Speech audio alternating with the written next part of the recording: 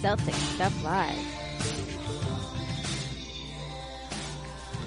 Welcome to Celtics Stuff Live on the CLNS Media Network, the leading online provider of audio and video coverage for your Boston Celtics. I'm Justin Poole, and joining me, John Duke. And the Celtics, they've won 3 games since we were last here, John, so they keep this NBA leading record going. They haven't lost a game since they played Detroit. They've got Detroit on the docket for this coming weekend, a little rematch there, so that'll be exciting to watch now that Andre Drummond can hit free throws, apparently. Although my dad said I'm not really all that impressed with 60% anyway, but good old dad head. Good old dad head. It's been a while since we talked about the dad head, but I'll say this, though. Your biggest gripe over the last several weeks has been, I'm worried about the offense. And even on the last show, we talked about ways that they could enhance that offense and putting Marcus Smart in the starting lineup. And that was a big point of debate and conversation for us. And I'll tell you, by reading the posts on Celtics blog and on YouTube, I don't think that was a very popular opinion. But I do like his playmaking, and yeah, I know he had 2 games in a row leading up to our last show where he was really hitting on all cylinders offensively. But since then, the Celtics have been hitting all cylinders offensively, even though the defense takes a bit of a dip. And last night's game against the Milwaukee Bucks notwithstanding, huge defensive letdown in the third quarter after leading by, I think it was 19 at one point in the second quarter. Yeah, they really kind of backslid there in the second half, and I thought that it was probably more of a matter of time. Giannis kind of finally got things going for himself. Another tremendous performance by Giannis Antetokounmpo on Greek Heritage Night at the TD Garden. So, I guess that was him supporting his heritage of sorts. So good for him and John Corrales, the 2 biggest Greeks I know, I guess. But no, I think. Hold on. Do you actually know John Corrales? Have you actually met John Corrales? I have met John in person. John Corrales. Okay, I know you've talked to him in person. It's the internet. For Christ's sakes, Justin. You and I did meet Hold for on a year after doing the show. I know. But in my long extended absence, you and John Corrales did the show. You're telling me you couldn't get Mike Gorman to get you guys tickets to a game just one time so you could meet in person? Oh, is that what this is? Is this like the jilted ex-girlfriend situation? Is this? I'm just saying, I've been harboring these feelings for a while. There was a time when, oh my goodness. Abandoned me. Yeah. I know, you had to go there, right? Oh, jeez. Anyway. John Corrales, one of the biggest Greeks you know. I'll get you back on track. He is. Yeah. Okay. Anyway, yeah. Well, every time we play Milwaukee, it seems like it's a special night, though. Remember last time they were in? I can't remember the stadium now, but old school. Well, they have the season opener. The season opener for the Celtics at home. Well, I guess it'd be the home opener, and then they play at the Mecca. The Mecca. Thank you. I was at a loss for words. Trash building. Larry didn't like it, so I don't either. And then, here they are tonight on a Greek Heritage Night at the Garden. And, look, Milwaukee is an up-and-coming team. Everyone's looking at Giannis as really this, not only as an MVP candidate, but as, I think, somebody who is going to be in their upper echelon as a player, or one of these unicorn players. If healthy, he really could go into the Hall of Fame. There's no doubt. Just his skills and his ability at this young age. Yeah, the only thing that's going to stop him is his own coach. And I think that we saw once again tonight, Jason Kidd is just not up for being the coach of this team. That guy, great player, but his ego knows no bounds. And apparently it doesn't understand when it shouldn't be managing the personnel of the franchise. You know what? Let's do it right now. We talk about Greek heritage. I wouldn't be surprised if Giannis Antetokounmpo, when this deal is done, this amazing deal that he signed with the Milwaukee Bucks here this past, actually 2 summers ago, but extension kicks in this year. I wouldn't be surprised if he doesn't finish that contract in Milwaukee and asks out for a trade. He has got a bad situation there. And I know everything seems positive. Everything's moving in the right direction. But good can turn to bad pretty quickly. I think in Milwaukee, look, I don't think he's got a great coach. I think the situation around him could deteriorate pretty quickly. They're a good team. They're certainly competitive. They're 7 seed, 12-10, but I don't feel like that franchise, you get John Hammond running to head down to Orlando. You've got, Jason Kidd doing Machiavellian, tactics behind the scenes. They can't find the assistant GM to elevate him to GM. It's a complete, show going on over there. And so if I'm Giannis, they really are only really 12-10 after the loss too. You know what I mean? So it's not. Yeah. Mike Gorman said the streaking Milwaukee Bucks, and yes, they've been good, but are they really that much better than last year, especially with the way they finished the season? I'm not so sure. I think the bigger surprise is the first team we played since you and I last had our show, which was the Philadelphia 76ers. I mean, I get the talent is all there, but that's a big uptick for one season, the way that they've played. And yeah, Embiid, obviously another kind of like Giannis Antetokounmpo, but we also saw Devin Booker this week, who had 70 points in Boston last year, and the fans treated him very nicely. But there's a lot of young, up-and-coming players of those last 3 teams, but I think the thing that's most surprising is that Philadelphia is probably the team that right now is the fastest rising, way faster than Milwaukee. Yeah, well, and just to that point, so Milwaukee's 4-7 in the conference. They are that puts them actually 13th out of the 15 teams in their record in the conference. The only teams behind them are Atlanta and Chicago. That's not great.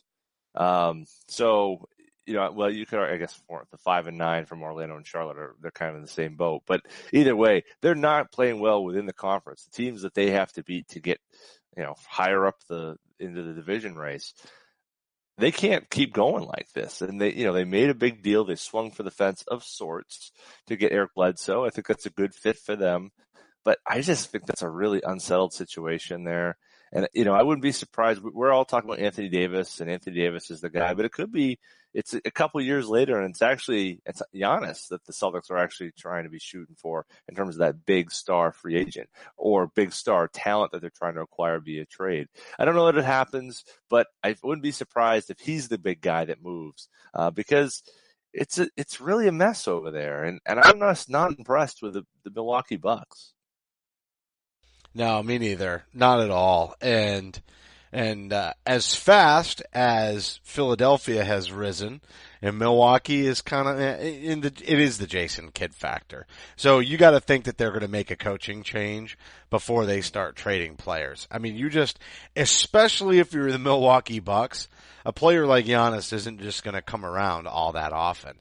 And I also, though, would come back to you and say, are you giving up? And I think most people would say yes, but to get somebody like Giannis, you've got to give up this first-round pick that's coming up this year or next, Jaylen Brown, and possibly Jayson Tatum as well. I mean, is that maybe a little too much to ask when you look at this roster that's 20-4? I don't want to get into trade talk too much, but when you say targeting a big-name player, I do understand just how incredible this roster could be with Antetokounmpo. But I also take a look at the youth, and boy, they're fun to watch. Boy, they're fun to love. And Jayson Tatum is really a pro. Will he be Giannis?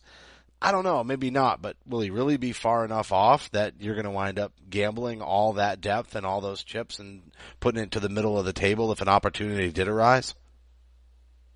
Well, I think it's a complicated question in part. And I also think that there may be more chips on the table than maybe we're even giving credit for. Yeah, I would think the first person they're going to call for is Jayson Tatum. And I think that's the first person the Celtics are going to want to take off the table, of course. But I look at right now at the standings, and you look at where the Western Conference is right now. Memphis is the third worst team in the West. The Lakers are the fourth worst team in the West. The Clippers are the sixth worst team in the West. So you start lining these up and you look at where the Celtics, and then Sacramento is next to last in the West. I mean, you start lining all those up and hey, You start going through, oh yeah, the Celtics have maybe the Kings pick or the Lakers pick. They have a Memphis pick the year after. They've got the Clippers pick. I mean, you look at all these picks out there, it's like it never ends, and so you've got to think that Ainge is going to be looking at maybe those assets to unload rather than probably trying to move guys on the roster. I think he's going to look at contract situations. Well, that's the biggest issue, I would think, is contract situation. How do you make the numbers work, especially when it comes time to re-sign? And I suppose even with these young players that ultimately, if they become incredible players, you're going to run into the same scenario and the same issue that saw Avery Bradley get traded. And we definitely need to talk about Marcus Morris because he had a nice week, and also Al Horford, who's an assist machine, and the offense tends to run through him. Short term, even though all the players on the team would be young except for Horford, I almost feel like if you're going to make a play like that, you've got to move another large salary. So really what you'd do is you'd move somebody like Horford because that makes the numbers work short term and long term. And that also is really hard to fathom when you look at, maybe they keep the young players, like you said, they move some of those future picks, but they still got to put a salary in there. They still have to look at their ability to re-sign people. And I think it's almost like the only deal that would really work out. I mean, I think he signed talking about Giannis, a 4-year, $100 million extension. So you almost have to look at it and say, okay, it's Horford that's got to go so they can stay young and talented versus trading more youth away. And because those players are on rookie contracts, they still don't make the numbers work. So either completely deplete the roster or you trade a bigger salary like Al Horford. But boy, he really is so much a big part of this recent Celtics run to start this season. I mean, it's just incredible what he's doing to facilitate. And I know we can throw a lot Kyrie Irving's way, and definitely Tatum deserves credit for filling in for Hayward and more, and overachieving in that filling in. But I suppose you'd have to look at Giannis as going to the 4 and taking the place of Al Horford, and that's really the only way something like that happens. Yeah, and I think that you're right. That's the one position, the Al Horford, the guy behind Al Horford, that the Celtics right now don't have on the roster. Even if you, in an ideal world, you think Yabu maybe becomes something special, I suppose he could be that lineup of death guy, but I don't know that he, even in our wildest dreams, can become that type of player, that kind of facilitator, jack of all trades, master of all of them. I don't know that that's who Yabu ends up becoming. I think he becomes more of a scoring, bruising guy, but Al Horford's kind of next level feel and those types of things. I don't see anybody who's that type of facilitator on the roster. Nor do they have anybody who's even of that size, who's kind of long and lean and can kind of be a shot blocker of sorts. So that's why I think that they're looking in that direction, looking for somebody to fill that gap, probably with the pick if they get it with the Lakers pick, and whether it's Robert Williams or Ayton or any of these guys, maybe even Bagley if they were so lucky. That's where their attention's going to be. It's definitely in the bigs position. And that's not to say that Tice hasn't given them what they want or Baines hasn't given them what they want, but they just don't have a lot of young size. They got all the guards. They've got wings now. Now they got to look at the bigs position. And, that's why I think everyone looks at Anthony Davis as the natural fit here. And I think over Giannis. Well, maybe, but it is two different styles of play. There's no doubt. But spreading the floor, long, length, athletic, switchable, he's definitely in that mold. But they're 21-4, maybe a little premature to be talking about trade talk in general. But why mess with a good thing? And I get the long-term, long-range view on all of that, and again, getting younger. But right now, I think at this point, knowing Hayward's coming back next season, it's hard to look at this roster and say they might not compete to go to the finals this year without Hayward. What's that look like next year? And Horford definitely is at the center position right now if Hayward's healthy. Yeah, I don't see him. Yeah, I don't see him probably at the center position either. I think that's. Wait, Horford? I think Hayward. Oh, no, I thought you said Hayward. No. Hayward If was Hayward's healthy, Horford's playing center, and you still have Brown and Tatum in the lineup. Yeah, absolutely. Yeah. I think, it's a question probably Marcus is the guy that maybe gets pushed out in those situations. Or Brown. I think Tatum has solidified himself as first of all, leading the league in 3-point shooting. Which is an at almost unbelievable 50%. It's disgusting. Yeah. I mean, a lot of those are open, and I think even at the halftime interview with Abby in the game against the Milwaukee Bucks, he even said, "Hey, look, I'm just playing off of those guys.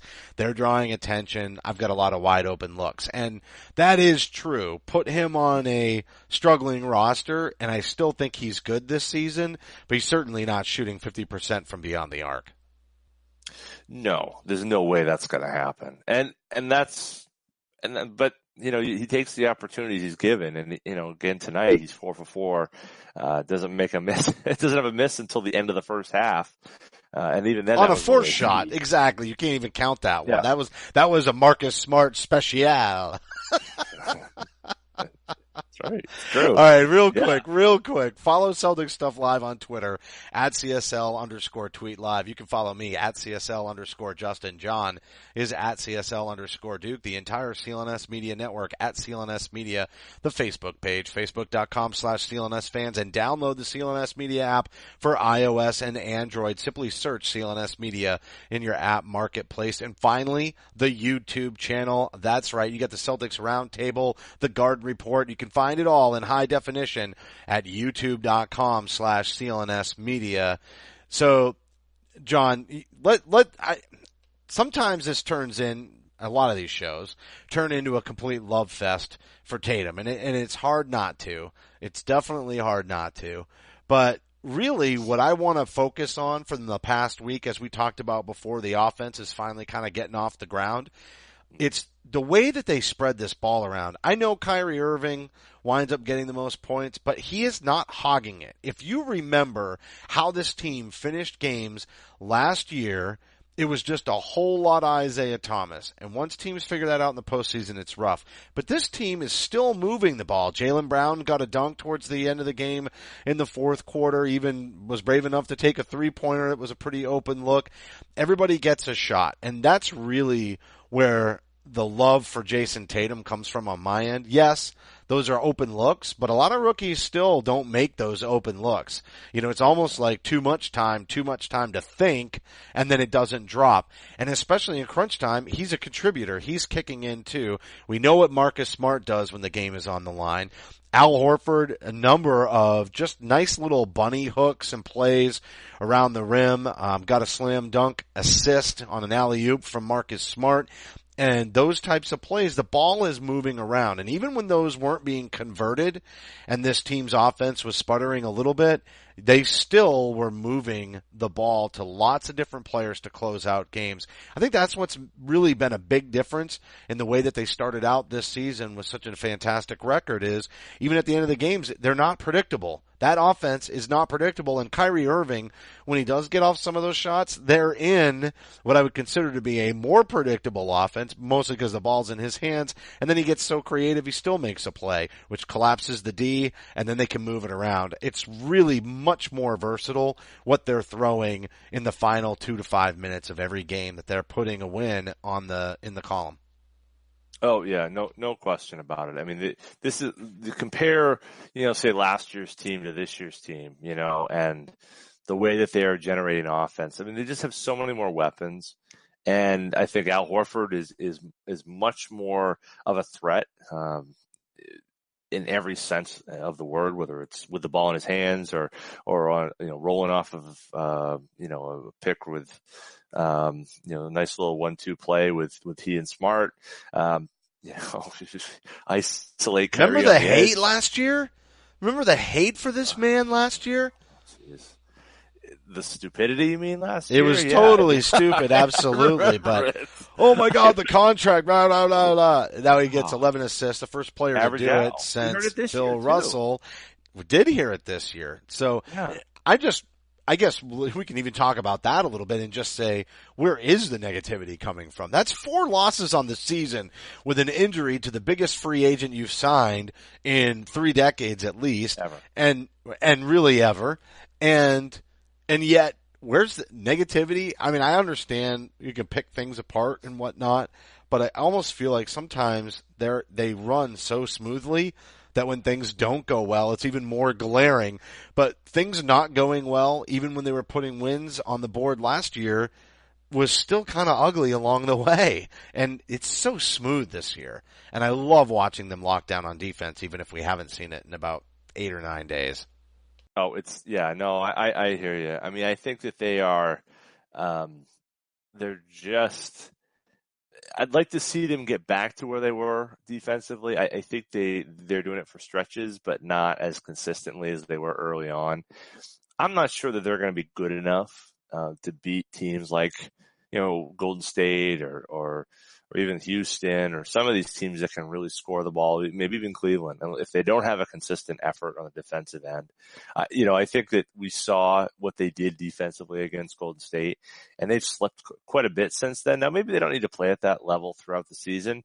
I don't know if their talent is so much farther above the rest of the Eastern Conference that they can muddle through. I think that they needed to find a higher gear offensively, and we talked about that. We talked about what Smart needed to do to become a much more effective piece of that. And in the biggest lineups, he's, I think, doing a much better job of taking advantage of those situations. But I think that defensively is where now they need to slide back and try to find something close to what they were doing before. And maybe that's unreasonable. I mean, they were playing. I don't know. I got a theory. They got to do something. Here's my theory. So all we talked about was how nice it was this year that there weren't going to be as many back-to-backs and the schedule wasn't going to be as crammed together. However, to start out the season, the Celtics played second most games, I think, of any team in the NBA. It was a rigorous schedule, and despite suffering some injuries, they still overcame those and put wins on the books, and that was fantastic. I almost wonder if that defense was a little bit more on a string because they were playing more frequently. Look at some of the gaps in between games over the last week. Even since you and I last spoke, I think they had like 3 nights off in a row at one point. Sometimes I wonder, especially with a young team, and think about the contributions they're getting, with a young team like that, they're destined to fall off a little bit just because it's not night in and night out. It's almost like they lose their rhythm. And defense is all about effort and communication. You could definitely see how that might happen. Not to mention one added piece. Because of those nights off, Brad's had a chance to do practices, which he commented on in a numerous amount of articles over the past week. Hey, we get to practice, woo! And I wonder if he's trying to add in wrinkles so that they get stronger throughout the season, but by doing so, the defense gets a little more complicated, they have to learn new things, and they're not so much on instinct anymore, and maybe they are thinking it through, and when you do, that sometimes takes a little bit of that first step away from you because it's a little bit more mind and a little less muscle memory. And when that happens, it's kind of like in that Al Pacino Any Given Sunday. Yeah, one second too fast and you're not quite there. 1 second too slow and you're not quite there. And I think that might be a little element there, is that they're maybe trying to not complicate things in an unnecessary way, but maybe make things a little more advanced, a little bit more complicated on the defense, knowing that some of these younger players are going to have to learn new wrinkles, to your point, to beat some of the best in the East when it does become playoff time, and they've given themselves a nice cushion to play with. They have plenty of room to breathe if they were to do that. That's a good point. I don't know. I mean, I what you're saying makes a lot of sense. I think it could be that's where it is, that they're spending some time, they're adding things in. You certainly would imagine that once Hayward went down, they simplified the offense, they simplified the defense. They tried to make it much more accessible for somebody like Jayson Tatum and even Jaylen Brown to pick up. Shemi Ojale, Daniel Tice. I mean, so many new players. It could be they're kind of rolling things in and getting used to things. There was a lot of injuries certainly in the interim period, and we had people in and out, and there's there's that aspect to it. Now everyone's healthy, and how do you find that kind of new balance amongst yourselves? I think you're right. I think that there is something to that practice time. I thought that they got tired, honestly, as that kind of strain was running down, as they were kind of getting towards that Dallas game a week ago. And it seemed like they needed a break mentally, physically. They needed some time. The other thing that we haven't really talked a lot about since, probably since the early going into the preseason, is that the Celtics have one of the more aggressive schedules here up till the first of the year. I mean, they're going to play 40 games before January 1st. A lot of that due to the fact that they're going to, London to play Philly in the middle of the month. So they're going to have a long stretch in and around that game. And it makes me wonder if maybe they're just, in part, they're tired and they're just continuing to be, kind of worn down by the season. And once they get a little bit more of a normal break that they will have on the other side of that trip to London, it may be that they are able to maybe have a little bit more consistency in all aspects. We'll see. And also we know Brad likes to tinker in the first half of the season. So there could be more tinkering. I think we've seen a lot more of, guys like Shemi or even Nader, than I would have expected. I remember Wes talking about this. I'm like, well, they're going to, we were talking about how deep they're going to go. And even I never would have thought that they would have had to go as deep as they have. Some of that's due to Hayward's injury, but I think a lot of it's just, experimentation. Well, we didn't think they were going to be that successful going that deep either. Another thing that it could be is just standard complacency from success. People tend to tail off a little bit when they've had a good amount of success. It almost seems like it's coming easily, and you can fall out of that effort factor. I mean, that it probably is a myriad of a number of those factors that we just described. Real quick though, listen up, Hoops fans. Basketball season is back, and now that your favorite hardwood heroes have returned to action, it's time for you to put your fantasy knowledge to the test to win huge cash prizes every night. Huge.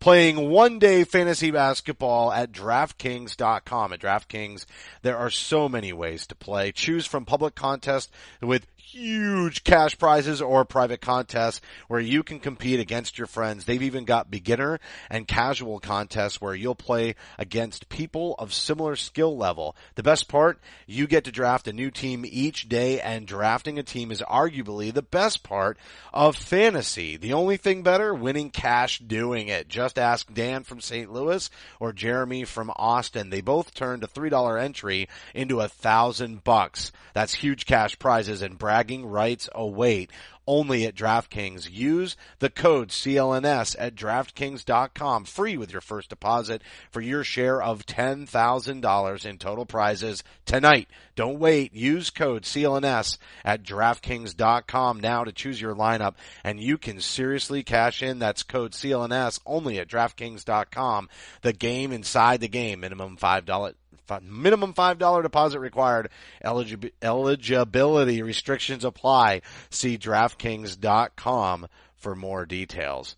John, I got all tripped up there right at the end. Eligibility. Jeez. Look, eligibility is a tough thing, especially if you're LiAngelo Ball. Whoops. Boom. That's the end of the show, everybody. Thanks for listening. Pow. Really, that's something you end on. That's not something you throw in the middle of the show.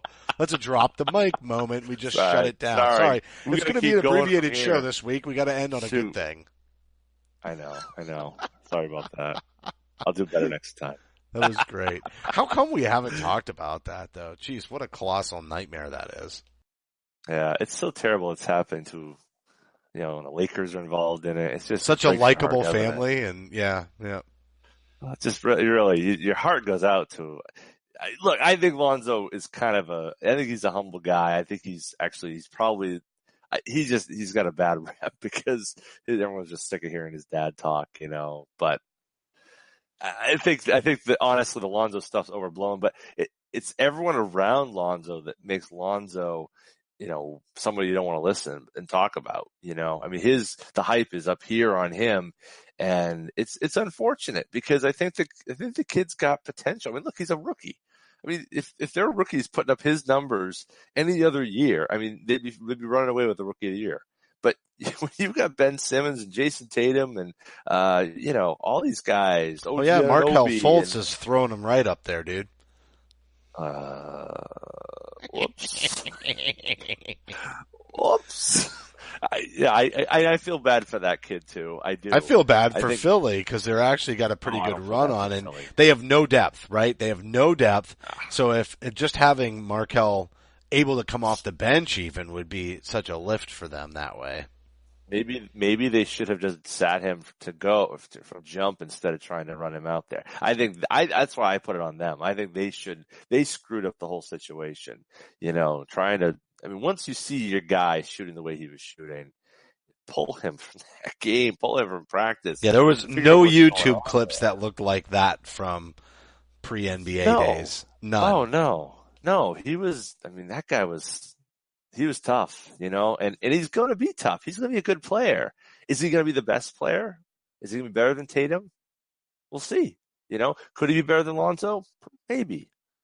Dennis Smith, Frankie Smokes, Lauri Markkanen. I mean, there's so many great players, really good players with the potential to be great players from this draft. I mean, I think we're going to look back at this as a 96 draft, where you had Ray Allen and Antoine and Iverson and Kobe. I mean, you just had stars upon stars, littered throughout that lottery. And I think the same is going to be true with this draft. And so, does it mean that, Fultz is a bust if he's not, a top 10 player within two or 3 years? No, he could still be a really good player, a couple-time All-Star. There's nothing wrong with that. But will he get to those heights of a number one, that Iverson did as the 96 draft? I mean, look, Iverson had for the first probably 5-6 years of his career, he had a better career going than Kobe did. How did that turn out? I think Kobe eclipsed him and everyone else by a long shot in that draft. But he was a great pick, Same with, Antoine was a good pick, So it's one of those things. It's an embarrassment of riches, and you hope it works out for a guy like Fultz. And honestly, I hope it works out. I do too. I'm not picking on him in a negative way, other than to say, I know you're not. Talk about dodging a bullet, right? I mean, the foregone number one, and then you pick up an extra pick, and just the genius of Danny, and even Brad Stevens being the coach, just the way that Danny has maneuvered this roster for all of you want to talk about negativity that Al Horford received last year. Danny Ainge's early tenure was just marred with criticism while he traded away players and moved pieces around and tried to collect assets. And he's got more assets this time around than he ever had when he first took over the Celtics. But then look what he did in the coaching. It's just made so many genius moves, and they're atop of the entire NBA right now. Again, even with a major injury, it's really phenomenal. Now listen, I know you've got a rant you want to get to, so I think before we get to that, because we'll have to close out the show and undoubtedly we'll run out of time, let's just take a look at the week ahead and make our picks. Because we waited until Tuesday to release the show, we squeezed in an extra game of what would have been only a 2-game week, but we squeezed in the Milwaukee Bucks into this week's show. We both would have picked to win. Definitely. Absolutely we would have. So we have the Dallas Mavericks, who almost stole one from them. That's coming up on, I believe, Wednesday. And then we have the Spurs on Friday. And then we have Detroit on Sunday. And we owe Detroit some payback. And the Spurs probably have a little chip on their shoulder from the Celtics win earlier in the year. So is there a loss on the docket this week? I'll tell you, this is a tough week. I mean, this is, if you were to draw up a week of what are games that John is going to have a hard time picking the Celtics for, this would be pretty close to it. I mean, what are you talking about? You always go 3-0 or 4-0. There's no. I know. Well, good shaped lollipop sometimes it's got to have a little bit of medicine here, and the Spurs, I'm a sucker for the Spurs, and I'm a sucker for Carlisle, and, Detroit at home, afternoon game. That afternoon games, you just get weird vibes out of those Sunday situations. afternoon. They've never done well on that, and they've already proven that to get beat by Detroit. So that is a scary game. I just think, even though it's on the road, even though it's Sunday afternoon, I think they take that one. I don't think Dallas even comes close this time. I think that was poised to be a letdown game, and we all knew it. I don't think it will be on Wednesday. I think it's actually the Spurs game, surprisingly, but they already snuck one against the Spurs.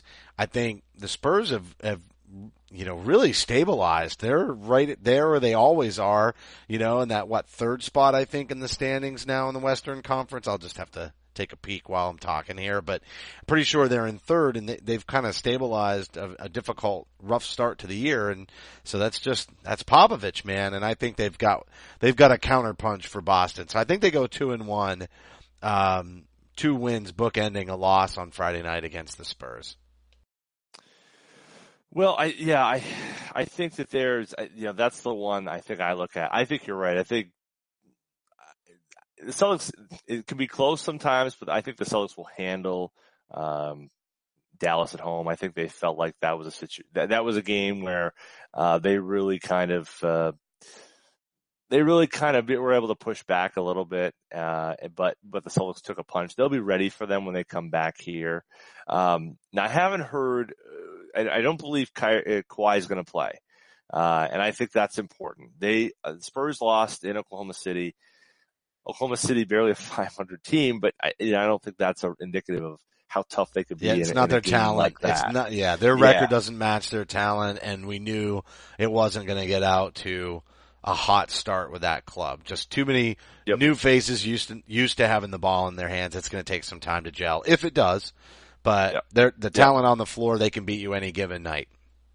Absolutely. And now, Aldridge, kind of sat out the game. So, you really didn't get the full force of where the Spurs are.